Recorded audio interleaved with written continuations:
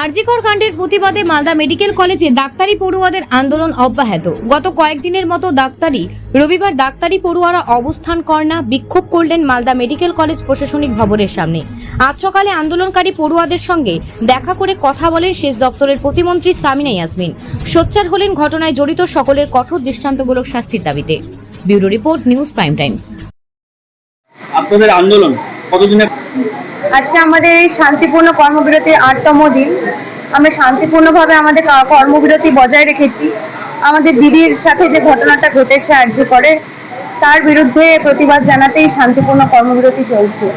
আমাদের যে সমস্ত দাবি ছিল প্রশাসনের কাছে যে আসল দোষী শাস্তি পাক, তারা তো এখনো সেরকমভাবে তাদের শাস্তি পায়নি।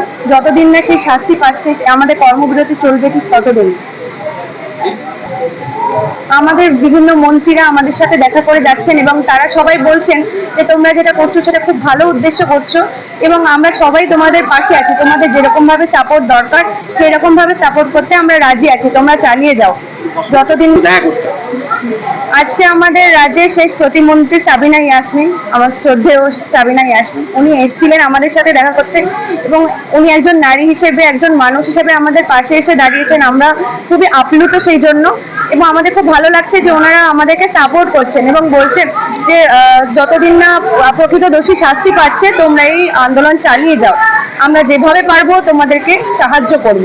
সিবিআই এর রীতিমতো জেরা করছেন আরজিকরের প্রাক্তন প্রিন্সিপাল সন্দীপ ঘোষকে এবং সেই জেরাতে ওনাকে অনেক কিছু তথ্য, সেই ক্ষেত্রে এখানে কি কিছু গলত পাওয়া যেতে পারে, তথ্য পাওয়া যেতে পারে? হ্যাঁ, অবশ্যই। উনি এত বড় দুর্নীতির সাথে ঘোষ, যে প্রিন্সিপাল আরজিকরের, যাকে ধরে নিয়ে যাওয়া হয়েছে, সিবিআই যাকে ধরে নিয়ে গিয়েছে, ওনাকে বিভিন্নভাবে প্রশ্ন করা হচ্ছে এবং বলা হচ্ছে, জিজ্ঞেস করা হচ্ছে যে এর সাথে আর কে কে জড়িত আছে। মেনলি তো এইটা জানার জন্যই ওনাকে ধরে নিয়ে যাওয়া যে এর পেছনে কে কে দায়ী রয়েছে এবং কি জন্য এই ঘটনাটা ঘটেছে।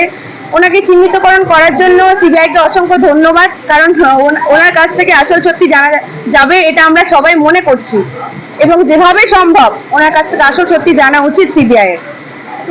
আমার নাম Manisha Das, Malda medical college intern.